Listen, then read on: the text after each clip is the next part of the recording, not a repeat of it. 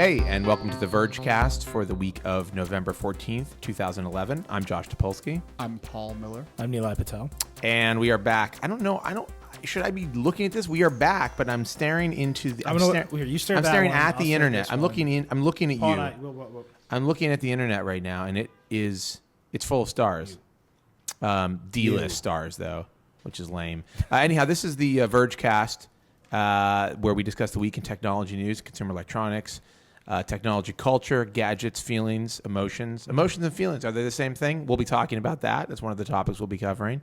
And we had a crazy week. I mean, I always say that. It's actually something I say every single time we do. We had a sane week. I don't think I've ever wanted to go to sleep as much as I do at the end of this week. We had a completely normal week. Yeah, nothing happened. Super crazy. Nothing interesting happened. Of normalness. Anyhow, we had a really crazy week. It's Thursday. Right. If you're listening to this recorded, it'll be Friday. Yeah. Or if you're in I don't know, Japan or something. The good news is we're about to declare martial law in New York, so we all get an early weekend. Yeah, if you hear any screaming or chanting. Is that true? Yeah. It's why? What's going on? They've decided to just occupy New York now because they were kicked out of Wall Street. So they're just going. I mean, I don't think it's any secret that I'm into that, right? Yeah. No, it's cool. That's fine. This is the zombie apocalypse that you've always wanted. It's time to stick it to the 1%, which is us. The 1%, the 1% of zombies. No, is that really what's happening? They're going to do martial law? No, they're not going to do martial law, but they took over all the subways. That's where they started today. doing karate on everybody, right? It was like a day of protest on the subways today. So that's good. Yeah. You know what? Sometimes it takes a little civil unrest to get what you need. That's how I got the editor-in-chief job, actually. Oh, I remember that uprising. Remember Occupy Cubicle 7? That was great. Anyhow, we should talk about technology instead of occupation because I don't think any of us have anything really good to say about occupations, except that it's wrong or it's right and useful. I don't know. Let's talk about what happened this week in technology. I think something happened to you. I can't say this week in technology. I think you... That's a patented term. No. This week in tech. Let's talk about what happened, huh? Leo? Just kidding. I love that guy. I think something happened to you. I think you found a love that dare speak its name. that dare speak it in thousands of words. Yeah. I did fall in love a little bit. I did review the Galaxy. Are you talking about the Galaxy Nexus? I don't know. Sideways, new mistress. About a lot of affairs this week. Vanessa. Hello. I reviewed the Galaxy Nexus. It went up today. I have, I had a couple encounters with it over the past few months. To me, it feels like this is the longest thing ever because I saw this phone when I interviewed Matthias and played around with it at. Poor Josh saw the phone so early, had to wait. I'm not trying to be cool, but I'm just saying it was hard because I knew that at some point. It's a humble brag. No, a humble brag is like, yeah, I guess it is. Yeah, no, it absolutely I can't take waiting for the secret thing I saw to come out. Well, I want to just come out already. It's so lame. You know what I mean, guys? Anyhow, so I've been waiting for this phone for a long time, and I wanted like a really good Android phone that didn't suck. Yeah. And that's hard to come by if you ask me. And is that what you got? I think so. I hope. Yeah. We'll see. Check back in a month. Remember when you liked the Atrix? You know what? I'm worried about. I always knew in the back of my mind that the Atrix was playing with fire. Yeah. Because it's got moto blur. And I always knew I was being a little dishonest with myself that it was really as great as I thought it was. Right. Did the Nexus S degrade with time for you? Here's the interesting thing about the Nexus S. I really wasn't that crazy about the Nexus S when it came out. Remember my review? Right. I gave it a 7. I thought it was very mediocre. Yeah. As far as phones go. And I actually still think it is. But it's the only phone you can get with pure Android. I mean, it's the only it's their flagship phone. So they update it and it's pure Android. And Chris was always like, "Oh, I bought another Nexus S." I mean, Chris literally has purchased 4 separate purchase sell sessions of Nexus S. So that's why I bought it, because I wanted a pure Google experience. Is that so crazy? No. I just wanted to be, on the upgrade list. I can't do it on Delta. I'm looking at you, Delta. Think about it, huh? This guy needs an upgrade, 6'4". But I am not on their upgrade list. And Virgin America, huh? Think about it. I don't know who I'm talking. Are you just I have begging no for a idea. I have sponsor? no idea. No, I'm begging for some more leg room on a flight. I have no idea who I'm speaking to either. By the way, looking in this camera, it's like I'm gazing into the abyss. That's what it is. And it's like a $400 camcorder. Yeah. What was I talking about? By the way, I didn't really sleep last night. You were talking about the Nexus S. Yeah, it's pretty tight. Yeah. Well, it's not actually. You know, so we did I did a live Q&A for the Galaxy Nexus review, and a bunch of people were asking me, "Is it better than Nexus S?" And I answered a bunch of them, and people were like, will you please stop answering?" But the Nexus S is a piece of crap compared to the Galaxy Nexus. Really? That much? Yeah. Oh yeah. If you own a Nexus S, and I do, and I paid like a retail price for it. Yeah. You are gonna be sorry when you see the Galaxy Nexus. Yeah. I'm like ready to get one. Just having played with yours. You played with it. You played with it yesterday, and you were like into it, right? Yeah, I just don't like the hardware. I think the hardware is fairly. I mean, when I say the hardware, I mean like not the internals or the specifications, but just sort of the feel of the hardware. So having used a Nexus S, right. This is like a Rolls Royce. That's like driving a Yugo. This is a Rolls Royce. But of course, just think in a year, this will be like a Yugo. Right. Does anybody even know what a Yugo is? Yeah, people do. They got it. Do you guys know what a Yugo is? It's the default hilarious car in the world. Right, okay. Just didn't know. There's a Rush Limbaugh parody of In the Ghetto, but it's in a Yugo. Oh, God. It's about liberals and their small cars. Oh, yeah. I wonder how that's working for him now. When's that from? It's a morality. What do you mean, the song? The yeah. parody? It's like he the writes, 90s. Wait. Rush it's from the 90s? Parody songs? Yeah. Rush Limbaugh's a multifaceted entertainer. No. It's from the 90s? Yeah. Do you think he stands behind that song? I mean, I know he probably does, but I think we've proven that like big cars are not really a great idea. Gets 9 miles a gallon. Yeah. Well, I still want a Suburban. Or not an Escalade. Drill baby drill. Where did that come from? You wish you owned a Suburban. I wish I owned an Escalade. Can I see the... Yeah. So the thing, I played with it just a little bit, and it looks kind of junky in the back, but if it's really... I think you look kind of junky in the back. It's really comfortable. No, it's a really guys. It's like a balance, and it's surprisingly like you think it's going to feel like a huge thing in your hands. Well, who knew that putting the weight at the bottom was a smart thing to do? Right. Like, do you know how it's like it's like a teardrop shape. It's like it won't even leave my hand. It's just like it's just. I want to leave your hand and come into my hand. Did you notice that it has a kind of teardrop shape? Yeah, I noticed that. Yeah, it's a teardrop. It's a teardrop. I know what shape. you're saying. Hey, what are you trying to say, Josh? Every teardrap is waterfall. Okay, I'm left-handed. Which, by the way, is now available as a free download on the Google Music Store. Is that on our list of topics? It is. I hope so. Is this button as annoying as it is on the S? A side button is always annoying, but on a big phone like that, you don't want the button up top. I think. Yeah. Right. Personally, I don't know. I like it. I like it a lot. Yeah. Honestly, I honestly think that my score would have been higher than the iPhone 4S if the camera were a little bit better. Yeah. Because that's the one thing that I felt like, I feel like it's competitive. I mean, it's a good camera. It's not bad or anything. But I feel like it's really competitive with what I consider to be probably the best phone, which is the iPhone 4S right now. Mm-hmm. I think in terms of hardware and software and just the whole ecosystem, the whole package. But this is an awesome phone, in my opinion. It's got a lot going for it, except that the camera is like, sometimes I could get great photos with it, and sometimes it was just like a mess. And low light was terrible. Is it mostly the low light? Well, it's the low light, but it's also, they have this, like, they advertise that, well, it has no shutter lag. It just, you snap and it's taking the picture. It almost seems like it's too fast.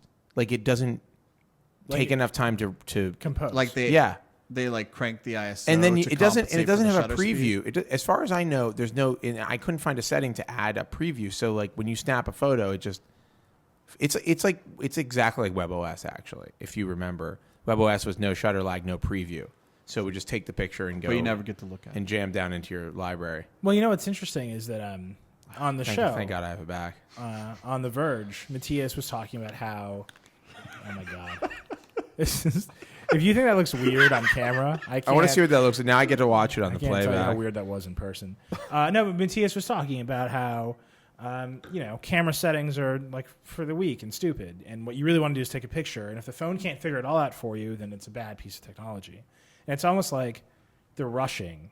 That they want you to just generate imagery without thinking about it. I'm watching people react now to the Yeah, no, I mean, that was basically... I don't know what it looked like because my video is totally frozen, by the way. There's some developers will be able to come up with apps that allow you to have settings, right? I'm sure. For that camera. I hope. Like lower the ISO. I hope. Raise the There aren't any. shutter. There really aren't that many good camera apps like that are like, hey, use the camera and like tweak it, and make it awesome for Android. But I will say that when I talked to Matthias, he made it sound like they're going to be harder on developers, or at least kind of give them more guidelines. And something else, speaking of that, this has not been. Nobody's talked about this, and I actually was going to add this to the review, and I haven't gotten around to it. There's a setting. So this has a developers menu in it, and there's a setting that you can force hardware acceleration, and if you turn it on, it makes every app that doesn't use hardware acceleration really super smooth. Like the Twitter app on Android is kind of a little bit choppy on a regular phone. And on this, and it's a little bit, it's not choppy, but it's like not super smooth and responsive like the way it is on iOS. And if you turn on this force hardware acceleration, it's buttery smooth. Why don't they just turn it on? I don't know. I was talking to a Google rep, and he said it's one line of XML to turn it on. Probably something they have to retest their whole app just to make sure there aren't any bugs. And I think the other issue is that, I don't know, maybe it's different for different devices. Maybe it's conspiracy. Talk to Rush Limbaugh about this. Does that make the Twitter app because I played some with it makes the Twitter app feel like the iOS Twitter app. Well, I played some with the primary UI of the phone. Yeah. Actual ice cream sandwich, and that's like perfectly responsive. It's really good. I felt a little bit like like I was like a wounded animal, and I was a little shy to like. I wasn't expecting to get it into to it. be instantaneous. That's the thing. My iPhone isn't instantaneous. It has good days and bad days, but that was really responsive. I really think this is a huge seismic shift for what Android is, in my opinion. I mean, it is like all of the stuff that has been driving me insane about Android, like the last bit. And then, it's kind of like a 1-2 punch was that Tiny Towers was released. Is it Tiny Tower or Tower? Tiny Tower. Tower. Yeah. Which, by the way, I don't play. Yeah. But Laura plays it. Joanna freaked out. No, I know everybody's super into it, but the fact is, it's a real game that people play on iOS, and all of a sudden, like it just appeared today. Yeah. And Minecraft is like now available. I know Minecraft's available for iOS now, but it's became available recently for all Android phones or for most. I mean, I will say this: Joanna first she freaked out that it was out. Tiny Tower's out for Android. Then she suggested that we write the story and put it in our first big hero slot. She was so excited, and then like 5 minutes later, she came back and said, and I quote, Tiny Tower fragmentation is real.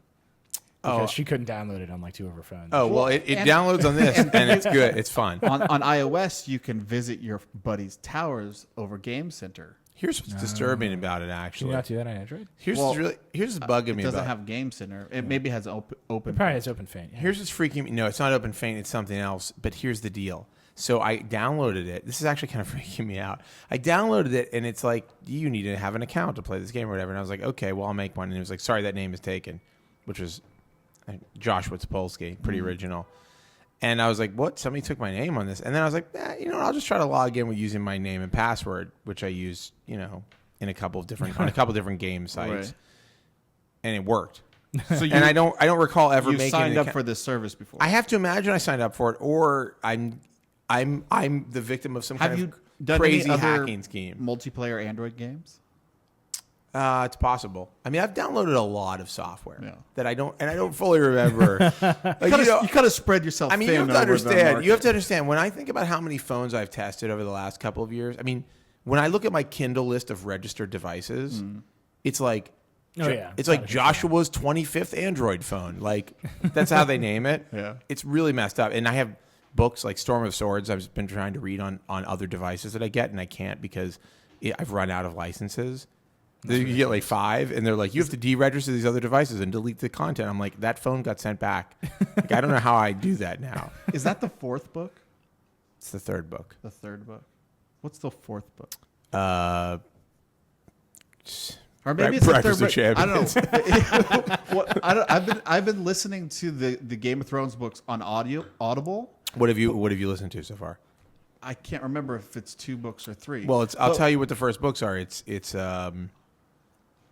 Game of Thrones is the first one. Right. The second one is A Clash of Kings. Right. And then A Storm of Swords. Wait, am I right? Yeah. I can't remember which it is.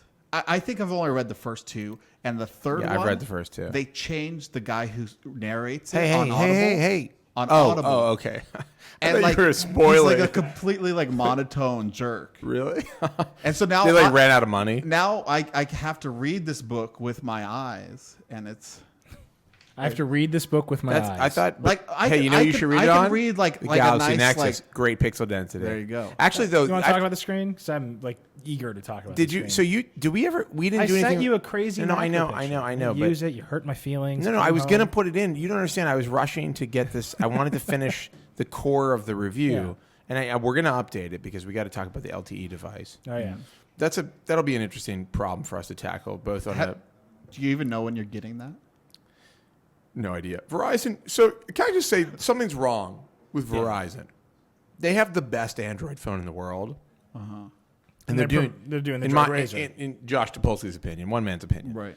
And they're like pushing the Droid Razor. I think there's something really funky going on with Verizon. Like they don't want to sell this phone. And the Nexus is available now in the UK. Yeah, and just listen, internet, and you guys as well. You can listen if you want. The version that's available in the UK, if you can get an unlocked phone, is AT&T T-Mobile ready, and also the fastest. I don't know why. This is the fastest phone I've tested for download speeds on AT&T, maybe ever. Wow. I think I'm buying this phone. No, did you see the speed test? Yeah, no, I saw it. It's like 4 and 5 down.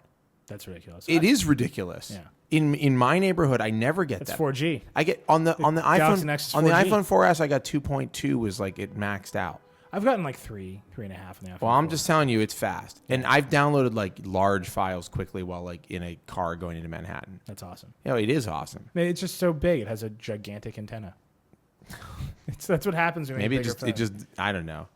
I mean, that's awesome. I mean, I'm definitely. That's what happens when you get an unlocked device. But you know what's funny is that I awesome. would seriously consider buying a Verizon Galaxy Nexus, and because they won't do it, like they won't let me buy it, I'm just going to buy the unlocked. I was planning on buying a Galaxy Nexus on. I was going to switch because I'm on AT&T. I was going to make the screw this, like a full switch. Yeah, full switch. That's crazy. Well, I did contemplate getting a new line because I'll tell you, a lot of people have my phone number now. A lot of crazy PR people, PR people who are like, I'm not going to name names, but some people will just war dial you. Yeah. Do you know what war dialing is? Yes. Do you know what war dialing is? No. Really? No, not the term. War dialing is it's like an old hacker term for when you would. I know about war driving. You get like a batch of a string of numbers basically, and dial them to find where there were to find where there were modems, so you could hack into them. Yeah. All war game style. You have a lot of people like hacking into your phone. Anyhow, I refer to when people call me a lot as war dialing. Okay. And because it does feel like an offensive move, right? But I'm just saying, a lot of people have my phone number now. So you're going to get a new Verizon? I thought about getting a second phone that isn't like for everybody. I'm like 90% sure I'm going to get an unlocked Nexus on T-Mobile. Sorry, I just realized that somebody in conf chat, whatever it's called, it has the name Toshua Japolsky. That's pretty good. It just, I was like, why am I saying that? It's pretty good. No, we should talk about when Google Music, when we get to that. How they basically troll you. Is there anything else we need to talk about on it? I just want to quickly talk about the display. So I caused a huge ruckus with calling the Droid Razor display bad, and I'm telling you it's bad. This display is pentile, and it looks great to me. I think the color shift is still a little there, just because there are no true white pixels. It could be brighter. Right? Where's the image? Let me find the image. Oh, I can put it up. I mean, I took it. I have it somewhere in my life. I don't have anything to do. I don't have any images on my computer. That was just weird. Go take me to full screen. What is wrong with us? What's happening? Is your like personal email going to be on there? No. Like, hey, don't forget to shoot that person I told you to kill. I have the PSD. It's the full res. So if you're looking at this, the Ustream. What? Where is this? Now it's on the video. I don't see it. Oh, there it is. We're just gonna wait for it. Let's see. So if you can look at it, I mean, it's different. They're obviously different fonts because the Nexus uses Roboto, but you can see there's just more pixels making up the letters. Like, wow, this is fundamentally more pixels. This is disturbing. And at a high distance, they actually blend into white, which is the whole idea of Pentile. And the Razr doesn't have enough. Like it doesn't have the density. So I understand. What's the Resound has a what? The Resound has a standard LCD display. Right. So it's bad. It's a battery sucker. Well, a little bit. I mean, but here's the thing. It's an enormous but here's phone. the thing about this image. I mean, this is obviously like pretty shocking, but the display looks really good to the naked eye. Right, and it's because if you look at like the O or the G, right, you can see there are more pixels, like just physically more pixels making up the letter forms. So when you pull out, they blend into a more cohesive like white. Right. Whereas with the Razr, there's so few, and you can see there's like ragged edges of like blue and red there. When you look at it from far away, I can see like the ragged pixels making up the letter forms on the Razr, and it's really distracting. Like, so there is you say that the Galaxy Nexus is still a little dimmer than something? No. The problem with my complaint with the Galaxy Nexus is that it has a very harsh auto brightness setting, which just makes it super dim. Like you could turn that off. You can turn it off, yeah, and it looks really great when you have it at a regular brightness. Okay. But he wants it to be way down, and I think it's obviously a battery conserving move. Mm-hmm. But to me, this is kind of like knowing how the sausage is made. This is one of those situations where you look at where it's like if you take it at the ultra granular level, you're going to look at it and go, well, this looks terrible. But actually, I mean, I can tell you. I mean, I've been looking at the screen, and it does look good. No, I think it looks good too. It's like a rainbow bright. Right. No, it does look like a rainbow bright. It does look exactly like a rainbow bright. No, and I agree. You know, I think that there is a level where the Pentile layout like just hurts you, and I think on the old Galaxy S phones, which use Pentile displays, I think they looked bad. Yeah. The Nexus S is one of them. I think that screen kind of looks bad. Kind of. The Droid, I think the Droid Razr, I think it just looks bad. And you know, I keep using the Droid Razr because it's the only 4G LTE phone I have right now. What is the deal? It hurts my eyes. It's just a battery conservation move. So with the Razr, it doesn't need a backlight. So they could make the entire phone thinner, right, by not having the LCD backlight. So the Resound is like literally twice as thick. And you know, Chris said the Resound screen is like the best screen he's ever seen. He's like you cannot complain about this display. Really? It's too good. You know, we should talk about that just a little bit. He reviewed the Resound. Yeah. Said it's a great phone. Sense is way over the top. Great hardware, super thick. But you know, if you're on Verizon and when this phone comes out, I think that's why they're holding on to it. I mean, Verizon has two super high-end phones that it's pushing, the Resound and the Razr, and it's from partners who they play a little bit more ball with Verizon, right? I don't think Google and Samsung like played ball with the Galaxy Nexus. I don't think they asked Verizon, "What do you want this phone to be?" No, in fact, Google's going around going, "You can delete anything you want off of the phone." Right, and I mean, I think that's it. I think the carriers, they want to determine what's on their network. I think Verizon, they signed the open access provisions for LTE. I don't think they've done anything. You know what Google needs to do is they need to make a Galaxy Nexus with special offers. That's what they need to do, and just subsidize it and sell it on their own. Say put it on whatever carrier you want. Galaxy Nexus with special offers. Pull a Kindle Fire. Yeah, that's exactly what I'm suggesting. Like literally verbatim what I'm suggesting. You know, I think there's just a problem in the world when you can buy an iPad for $499 and a full on like laptop computer for like $300, and every cell phone unlocked is still $700, and it's because there's no market. I'm going to start ranting about carriers right that's not entirely. I mean, there's no market for unlocked cell phones. Sometimes it's more expensive to make something that's small. Like LCDs are more expensive on phones than on a large tablet. I hear what you're saying, but there's no price pressure for phones the way there has been for every other piece of electronics. At least in the U.S. Well, right, but that's where I live, so that sucks for me. It's true. Right. I can start ranting. I mean, this is like the thing. You should buy a phone in the UK. I'm going to buy that phone in the UK and unlock it. Yeah, and I think that's probably the other reason why Verizon is really like whatever. They don't want to promote a phone that you can easily buy unlocked and then put on another carrier. Well, the thing about phone is, which is funny because they do it with the iPhone. The phone is like a commodity item. I mean, it's not like a tablet. People need phones. Tablets are a luxury item. I mean, that phone is very much a luxury item. Well, sure, but I mean, but the model is built around the concept of the necessity of a phone.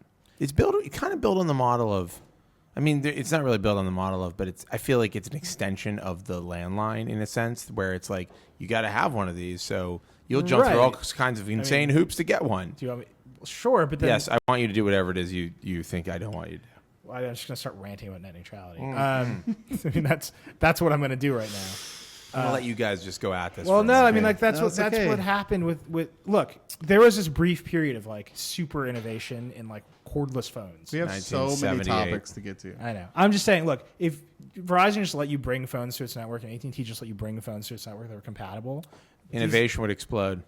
It would be even faster. Explosion of innovation. Pricing would come down. Pricing would come down. The consumer would win, but who wants that?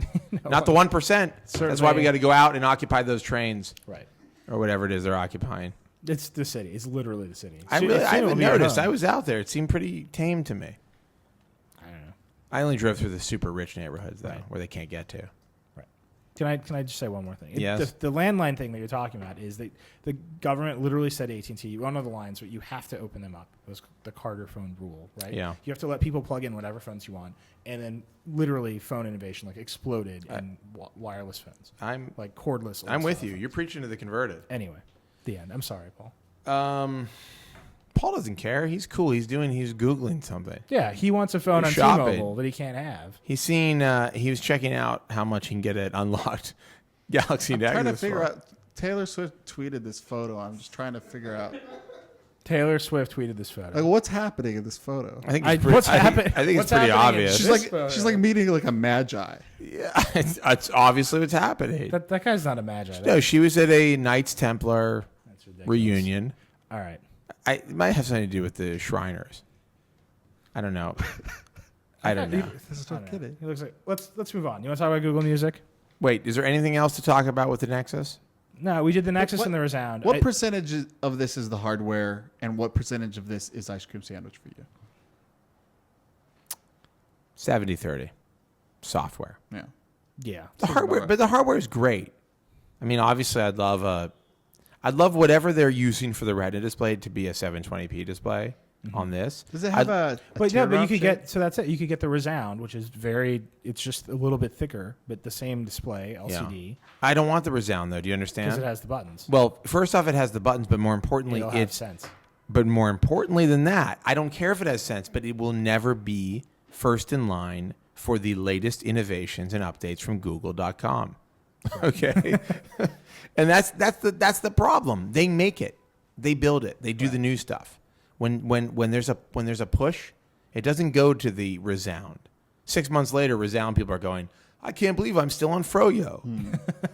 That's what happens. That's the reality of Android. So I want the device that is blessed by Google, and this is the device that's blessed by, and it just happens to be also a pretty good phone. So what you're talking about right now is like literally the specific danger that when we were at Engadget and they talked about the Google phone that Michael Gartenberg always talked about. That he would always say, you can't compete with your licensees because eventually you will make the superior product and everyone will know it. But the truth is you can if a bunch of people who buy your stuff don't care about having the premier Halo product. But you're saying this is the best Android phone. It is. But you speak to the consumer. That's I speak to the consumer, but not every consumer. Let's put it that way. And this is a $250 on Verizon. It's a $250 phone probably. There are a lot of people on Verizon who want the $50 phone or the free phone. And those are going to happen to be Android as well. I'm saying what do you say to Motorola? What does Google say to Motorola, who they own, which is insane? It's a growing market. And what do they say to HTC? They say it's a booming market. Your profits are higher than ever. They're not them. Motorola's 5 years losing ago, money left and right. Motorola just got bought by Google. I don't think that's a problem. But HTC they're doing all right. They're having record numbers. Right. And you know what? You know why? Android. That's why. Google just announced 200 million Android handsets activated. Yeah. And believe me, 199 million of them are not the Nexus S.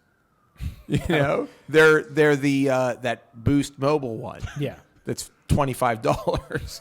I'm just saying, like, it doesn't matter when it's everywhere. When it's ubiquitous, you don't have to worry about that.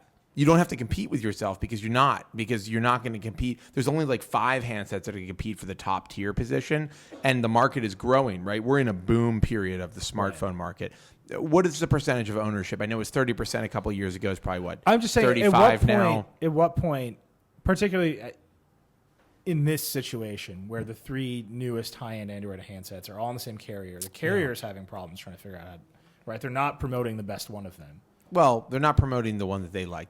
They're not promoting the one that we like the best. They're promoting the one that they like the best. Which is, I mean, arguably the worst of the bunch. Well, I mean, right? I think that I happen to think that my opinion is the only opinion that matters.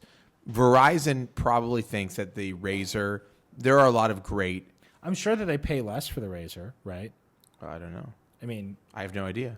Well, I mean, I'm saying I'm sure there's like a lot of. Well, but there are variables, right? They're like, hey, you know what? People really want this. They want the phone with those weird edges. Like that's just a thing. Or on corners. No, right. That's just a thing that people are like going to be attracted to. It's like they want it to be thin. Right? We had this long conversation last night about the ads, the mortgage ads with the 3D dancing people in them. Yeah. Lower my bills. Yeah. There's like a woman in like a gray suit. She's like a 3D sim, like really gross dancing. And there's an alien. There's a female alien, which Paul found, which is like an alien wearing a bikini and has blonde hair. But it's the same alien. Same alien. And it's doing like really gross dancing, right? And the thing is that people for some reason are attracted to that. They click on it. It's working, right? It catches their eye. It catches their eye. So I think that's why like horrible laptop designs do so well at Best Buy. It's like Reeboks. It's like Nike. It's I've talked about bad design is basketball appealing, shoes. No, it's like tacky design is appealing to a large swath. There's taste is not, there's not a lot of great taste out there. I mean, that's why when people make really crazy looking things, people are like, "Whoa, that's insane! I never thought of that," because most people aren't thinking of it and they're not interested in it. They're buying, the dancing alien. It's not even like people don't click on lowermybills.com because they think it's a well-designed ad. It's just their eyeballs saw it. I don't even think they would. Right. It's like I bought that shoe because my eyeballs saw it. It's like an instinctive. It's almost an animal reaction. You're doing this weird synthesis. You're like, I want to read it with my eye, and my eyeballs saw it. Like, what else would see it? No, but he's right. It's an animal reaction to it. I think that's what you're saying, unless I'm wrong. Yeah. But and it is like a visceral reaction. So what I'm saying is like the Droid Razr may appeal to people on some visceral level that is very profitable for Verizon, whereas a great, well-designed phone running the latest version. One extreme counterexample to this, which is Apple. Well, that's an anomaly. That's an X-Man. Apple's an X-Man. Yeah. What do you mean? It's a genetic anomaly. Most people are just regular people, but some guys can shoot lasers out of their eyes. That's Apple. Apple is Cyclops. Well, they're the only people who can sell and everybody else is like just everybody else. I don't think Apple's the only company who can sell good design. I don't. But they're one of. Well, there's a bunch of X-Men, right? Professor X. That's what I was wondering. Right. There's a Beast. There's all kinds of X-Men. So, but you're saying there's way less X-Men than everybody else. So you're saying companies that profit off of like really high-end design are mutants. I mean, are we completely off the rails? Who's Wolverine and who's Professor X? Well, okay. Let's just you want to get down into this? Yeah. I think Android is a good candidate for Wolverine. I think Android's a good candidate for. Yeah, you might be right. Wait, how is Android? Well, no, I get it because they're reckless. Mm-hmm. Wait! Time out. Hold on. Android is the thing that people make the most tacky. Google is Wolverine. Is Wolverine. Right. Google as a whole because they're kind of like unpredictable who's the and girl wild. Who could look like a bunch of different people? That's what's her name? Mystique, I think. Yeah. Who's Mystique? That's like HTC. That's the nation of China. Apple is Professor X. No. Mystique is. This makes perfect sense. Mystique is Samsung. Apple Professor X to be Apple. Or no. I think Apple is Magneto. Apple's Magneto. How are they evil? Yeah. Oh, because they're trying to make everybody into them. No, and it's kind of a clean aesthetic. They believe there's a they have to draw a line in the sand. Put your foot in the sand. The first X-Men movie looks like Magneto in an Apple store. Apple's Magneto and he's in prison plastic in the prison. Yeah. And I'm trying to think of where Microsoft fits into this thing. I was going to say they're Professor X, but I don't think so. Is there Professor like a clumsy? Professor X is like the EFF or something. Like they're not even in this. How does that make any sense? It's not even because they're like doing something else. Professor X is doing something else. He's not Magneto. Let's put it that way. Right. Yeah, I see what you're saying. Who would that be? Like in terms of technology, companies, just the way his attitude is. It's not. This conversation is so out there. It doesn't make any sense. I think it makes a little sense. I'd like to continue it. I don't know if the fact that we started with Apple's and X-Men because they sell good design is first of all, problematic on many levels. Our Ustream has some pretty good ideas here. Professor X is the FCC. That doesn't make any sense. That doesn't make any sense. Microsoft is Nightcrawler. I can. No. Was there like a clumsy mutant that like has a lot of good ideas but can't like make them happen?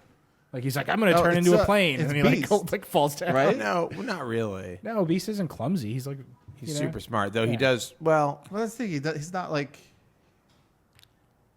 I don't think this is. He looks like a big animal, but really he's super smart. Talk about smart stuff like Balmer.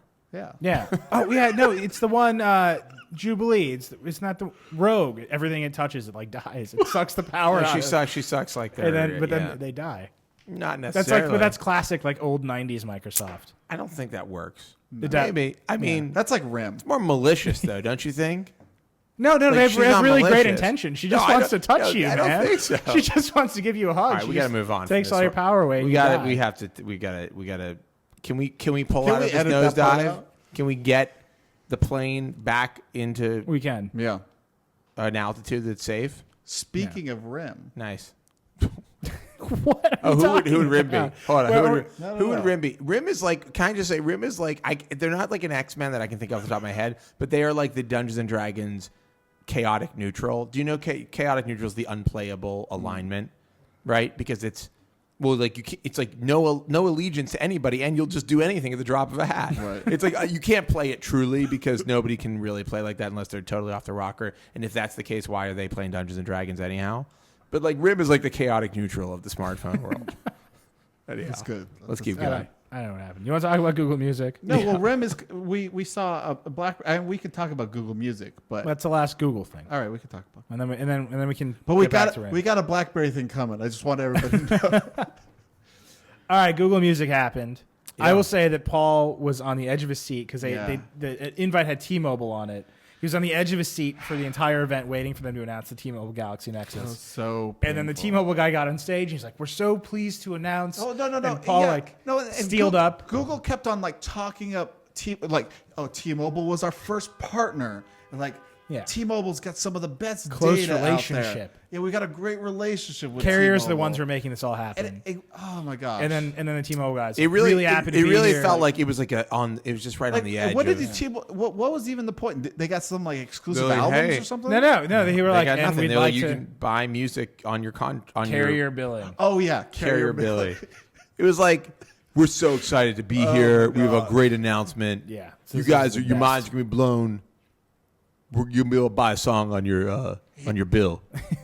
Oh, you still have to pay for it the same way with money, but here's what happened. It'll be delayed. In my dream world, here's what happened. T-Mobile was totally going to get the Nexus, and they were going to announce Verizon the same day. But then Verizon's like, wait, we're playing Tiny Tower. We can't get the phone ready in time. No. And so I don't think anybody at Verizon's playing. So they made games. T-Mobile hold back. Yeah, I think the only game Verizon is playing is Monopoly. Oh. I'm done. That's it. Podcast is over. Goodbye. That's definitely the coolest thing I've ever said. Yeah, on the podcast. I mean, look, Occupy, man. Get out there. Okay. Anyhow, Google Music. I'm excited about it. Here's the deal. No, listen. Look and listen. I'm listening. Why am I yelling? Google Music is it completes the circle. The Android circle? The Google Plus circle of that is definitely the best feature. No, it's no. But I meant like in a more esoteric kind of way. It completes the circle of like content from Google, right? Right. They now have a full. Well, they have a full array of stores. They don't have a full range of content. Right, they have some music in the store. I mean, I don't know. They're missing Warner Brothers. I download some ComTrues, no problem. That was surprising. You get baby steps. You got to start somewhere, and they have all the stores now. But I love what they're doing with Google Plus, which Let is me tell you something. Sorry, go ahead. Every time you buy an album, all of your friends on Google Plus can listen to all of those songs once. I mean, it's like the return of La. You just have to know people who buy music from Google. Which is a problem. Well, now people will start following people who buy music. Yeah, I just think that this was something they didn't have. There was no, Amazon has it, right? Apple has it. Yeah. Microsoft has it. Yeah. You're gonna have it. I've got it. I've started my own music purchase things. No, but they didn't have it, right? Google has transitioned from, search to content provider, and music is a kind of one of those big ones, right?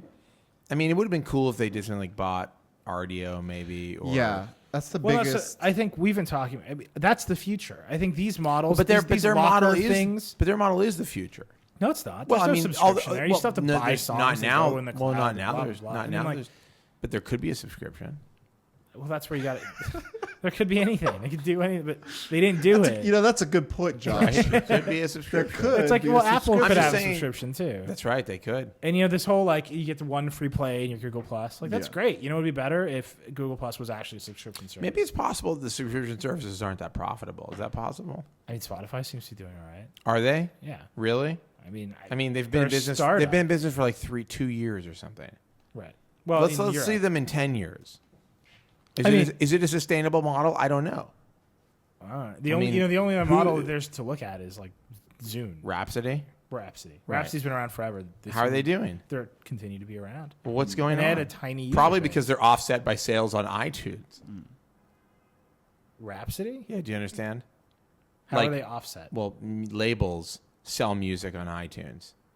So it's probably a rounding error to give the music to Rhapsody for subscribers. Yeah, but Rhapsody has a business to run. No. Do you understand what I'm saying? So I'm saying without the model of buying the music, right? You can't have the model of subscribing to the music. And this is because really at what true. point? At what point? No, because if you make it a $20 a month, let's say $20 a month for every person who buys music. I mean, are you saying on average, if everybody who buys music, they're not going to you can just average it out, the $20 a month will make that all profitable? So I there's a chart somewhere, I forget where I saw it, but that kind of breaks down how much an artist gets and how much a label gets and how much of a cut the company takes for each music purchase or listen. And there's obviously if an artist sells something directly and gets the whole 99 cents, that's great. iTunes, I think the artist gets something like 20 cents.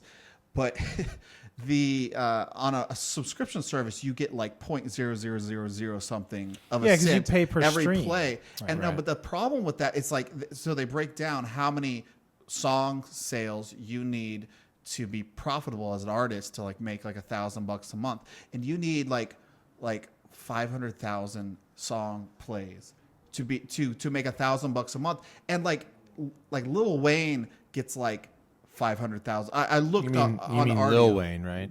Lil Wayne. Little Wayne. Yeah, Lil Wayne. Little Wayne. Most artists are getting 50,000 total plays if they're lucky. They're not making enough money off these subscription services to be totally viable. And people would argue that, the new profitable model is just concerts and stuff. But right now, if you want to sell your music online, you still need to actually sell your music to be profitable. I just want to pause you there for a second because I just happened to glance at Ustream. I don't mean to get back to this, but somebody said that they asked me a question today during the live Q&A of the Galaxy Nexus, and I refused to answer them. So I want to know what the question was. I may still refuse to answer you here. I'm sorry. I don't mean to get off track because this is a very interesting conversation, but I want to address this right now. Okay, here we go. Who was the person? Holy Oaked. Oh, yeah. The question was all caps. I think Holy Oaked is an armor type in Skyrim. Wow. It's Holy Oaked, really? man. It's a spell you can cast. Here. You get art. You're on the stage, armor. buddy. It's plus 40. Everybody's folders on the. That's your launcher. Question. You refuse to answer that question. It's really controversial. As far as I know, you can't sort folders alphabetically. That was it? I don't think there's a setting to auto sort, but you could use your brain to sort them alphabetically. How did anybody refuse to answer that question? I don't think I refused. You don't know, but you guys don't know. But there were when I was doing the live Q&A by myself. Thanks for nothing, Paul and Eli. For helping to sort questions. There were literally 5,000 people watching the live Q&A and asking questions. It was kind of overwhelming. Yeah, so I didn't refuse to answer you. There were so many questions I could not keep up with them. Just thought I'd let you know that. You're fired, Holy Oaked. You're done. Yeah, Holy Oaked. I thought you were cool. and you've wasted everybody's time. So get back to this. Getting back to the music Spotify thing. was profitable last year, by the way. No, Spotify's profitable. Sure. How? But I mean, from my perspective, look, they have a better service for me. No, I love it as a consumer. I'm just saying, ultimately, was it Coldplay decided not to put its album on the streaming services just recently? And I think there's going to slowly be more of a back as the streaming service. But Coldplay is available on Google Music. Right. No. So as long as the streaming services were just a rounding error, it wasn't a big deal. Right. But as they grow in popularity, I think more and more artists are going to get off of the streaming services. No, I mean it's everything because they don't make money on it. No, but everything is moving right. Everything's moving towards can I just get it for free? Right. And here's the thing: I don't believe things should be as long as we agree that we're going to have a capitalist economy, right, where people make money off of doing the things they do. And at any moment, Bloomberg could just say no more. Right, that may happen, right. But until that happens, wait, is that right? Is that what you're saying? Yeah, martial law in New martial York City, law, right? And then we declare sovereignty. We declare extreme liberalism all over the place, even though Bloomberg really kind of Republican. But let me just get back on my point, okay? Oh, okay. I'm hurting inside. But as long as we have about that, yeah. Okay. As long as we agree that we have we're in a capitalist economy where I'm going to produce something or do something or whatever, and you're going to pay me for it, and whatever. There's going to be this, 1%, 99. You know how it goes. Yeah. I've lost my train of thought completely. 1% controls all of the music streams. But there has to be. There's a really simple solution. But we can't give everything away. Right. This is not Star Trek. Right, no, but Spotify isn't giving it away, right? They sell ads. No, they're selling subscriptions. And they sell subscriptions. And they raise the price of the subscriptions to meet their revenue goals. Yeah, but at some point when you make the music. No, but at some point when you raise the price of subscriptions, people who want it for free go, I'm not going to pay for that. Mm-hmm. Oh, you raised it to $35 a month? I don't think so. I'm going to start pirating music again. Right, because you can do that. But you have to compete with that. I mean, they can't not compete with that. You can't compete with stealing.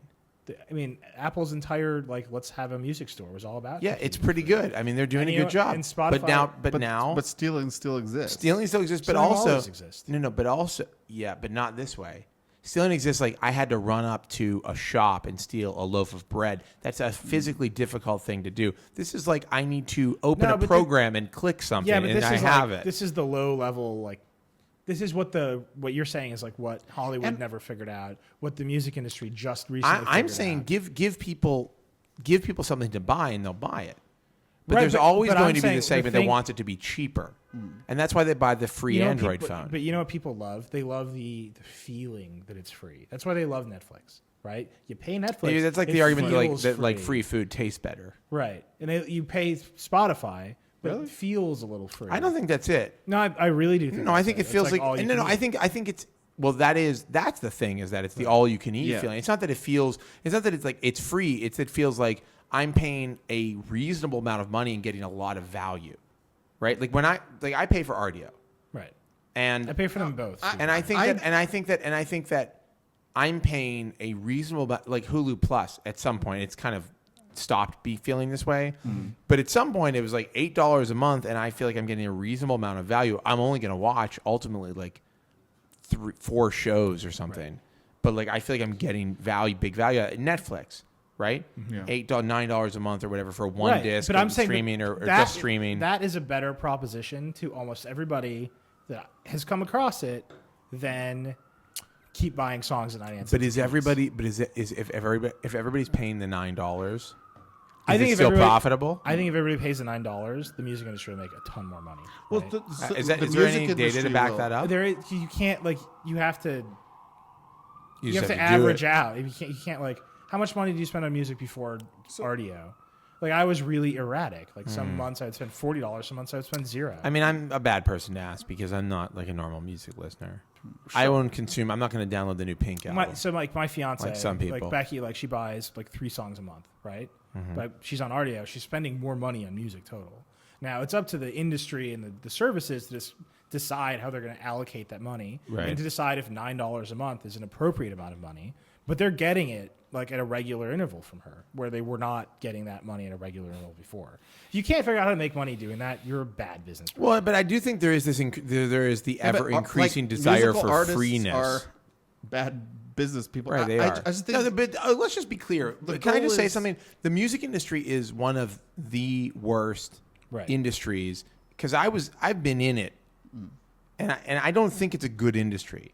It is an industry of people who are their desire is to backstab as many people as they can to get more money. And I have this feeling, and I don't have all the facts to back it up, but I'm starting to get the impression that the streaming services are 100% profit maker for the labels, but I don't think that really trickles down at all right now. To the artists, you mean? Yeah, it's the labels have deals with art. I think it's considered under like a promotional license. It's like if we're putting this out there. Well, if that's the case, to promote you. If that's real, then that model is completely broken. If that, and I don't know that that's. I mean, if that's.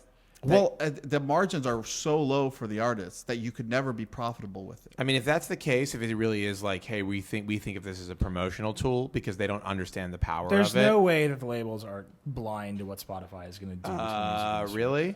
You mean like they weren't blind to what Napster was going to do to music? So that's the thing. I think there's a new generation of executives at the labels because the old guys got hosed, right? And I think everybody in charge knew that those companies were failing because the old guys couldn't see what the internet was doing to them. I mean, the people who run the labels, the business side of labels, they're us now. I mean, they're like our age and a little bit older. Like they use Napster. They're using the services. I mean, I'm sure the labels have figured out a way to make money off of this. I'm just not sure it's going to be tenable for artists. I'm concerned. Somebody just said this is a really great segue into a piece of. I just want to say somebody said this is the weirdest podcast ever. Do you agree? We're out there. Yeah. Are we? We're doing some weird stuff. We are. Yeah. I just think we're talking about stuff that's relevant to my interests. Look, the FCC needs to regulate music sales in America. I think the FCC is Wolverine. The FCC is Professor X, I thought. Anyhow, but I just think we're just talking about big ideas. Just jamming. Look, this actually relates to Google Music. The only person drinking on this podcast, too, which is crazy. Actually, I asked for a drink. And nobody's there to help you. Where's my stuff? Patrick's like, no, I'm doing something. Can I get some brown? Modding. Thank you. You can deliver a beer. Just underage. We should keep it moving. No, can I talk about this piece of Google Music? So keep going. Google did one thing that is very different from what the other services are doing. They're letting artists sign up directly with Google and promote their songs, get a cut. It's like $25 to set up your page. It's like Bandcamp. But it's not, because Bandcamp is like a quasi label. This is Google being directly the distributor of the music. What's happening back here? Everybody left to get drinks. I forgot to tell them. Whatever, it doesn't matter. It's fine. I think that's interesting. I mean, this is like Google basically doing the Android market model for their music store, right? Where you can sign up and do anything you want. You're killing me right now. What? Go ahead. Yeah. Let's wait it out. No, go on. Keep going. I mean, it's just interesting that it's Google saying to indie artists. Mm-hmm. I mean, they ran this hilarious video during the event, which was a bunch of like pretty bands, like band guys with like feathered out hair, being like, "I live in my van and I have to wash dishes." Oh, that guy for the love of the music. He works. What about the guy that works at a? I work in a soup kitchen. That's great. Right. Like, sometimes I have to steal soup from the other poor people. Right. So I can play them. Sometimes I'm not just working there. It's like, wow, your bands are. You are really bad business people. No, like Monogold. Yeah. And Shinobi Ninja. The problem is that's a band, right? Yeah. That's one of those bands. I've heard of Monogold because they're from Williamsburg. They are in Brooklyn, yeah. At least I've seen their posters up. Monogold feels like a name of a band that was created in a laboratory. To sound like the name of that's Shinobi Ninja. Band. Shinobi Ninja. No, Shinobi Ninja sounds like Linkin Park's management wanted to get some like new projects together. They're like, well, I don't know, what do you think? And like somebody from Linkin Park was like, what about Shinobi Ninja? Because they were high and playing Shinobi. Next thing you know, like that's an actual band. I just lost the stream. No, it's back. Okay, go ahead. I mean, it's just Google's like they're trying one thing that's different. I remember when the iTunes Store was like at the peak of its popularity, the question was always, is Apple going to start its own label and remove the labels and distributors from the equation because they're the most popular store? And they never did it. And I think probably to their benefit. They also swore up and down to Apple Records that they would never do anything to do with music. It's happening. Is it Occupy? Bloomberg is charging down Fifth Avenue. I'm just glad that we can wait out the end of everything with our podcast listeners right now. My phone's ringing. God. My least favorite ring of all time. Without question. Occupy. Without I don't question. need to answer it. You can just put it on silent, by the way. You guys don't know what's happening here. I didn't. You answered it. That was my mother, and you answered it, by the way. Okay. Great. By the way, I met Nilai's mother at the first. My parents love Josh. At the first on the Verge. Very, very strange and, situation. I had a great time with. This is a gift for you here. I had a great time hanging out with Nilai's parents, his aunt and uncle. Patrick, can you do me a favor? Can you refresh this? This whole Trent just edit this out. Just all of this needs to just go. For the people who are watching now, though, you can never unsee it, can you? That's a vodka soda. William, do you know how to make a vodka soda? Can you? Thank you. These sirens have not stopped. You know what? I'm fine with this. Yeah. I'm fine with where we're at right now. We're having a good time. We're hanging. The listeners are having a good time. Yeah. We don't have to apologize to anybody. No. This is America. Yeah. Freedom of expression rules here. So far. Unless you're occupying Wall Street, in which case you're going to jail. Yeah. Yeah. And there's going to be martial law in the entire city. But anyhow. Look, here in our ivory tower on Fifth Avenue. That's right. They can't get in here. The elevator's Our locked. goblets of fine. There's fine no way drinks. they'll get up here. Anyhow, what were we talking about? Google Music started. Google Music, yeah. Shinobi Ninja. Just doing it. Doing it. Come on. Don't talk about Shinobi Ninja like that, okay? Do you want to move on? Yeah, let's talk about this BlackBerry. By the way, I just want to say that Paul and I were like, before the podcast, we were like, we got to just keep it to an hour. It was been a long week. An hour podcast. I was up all night. We were here late. We just got to keep it to a week, an hour, and now here we are. Yeah. Is this a cool move? I don't know what you're doing, man. It's like you're literally holding onto it for support and comfort. I am. It's this or the Galaxy Nexus. Go ahead. BlackBerry. So, this is we a crazy story. We had a crazy leak this week. So we spoke to a source who had an image, which was at first was completely bonkers. I was like, we spent Monday morning It looks, magnifying glasses. no, we were. I was like full on like level effects. It was out of control. It looks like a movie prop. It looks like a and the phone. table it's on It looks like the weird. phone that Tom Cruise uses in Minority Report. Definitely. And like there's a 3D interface, and he like dials from really far away from the phone, but it's still a rotary dialer because old stuff is cool, like an analog clock. Yeah. Anyhow,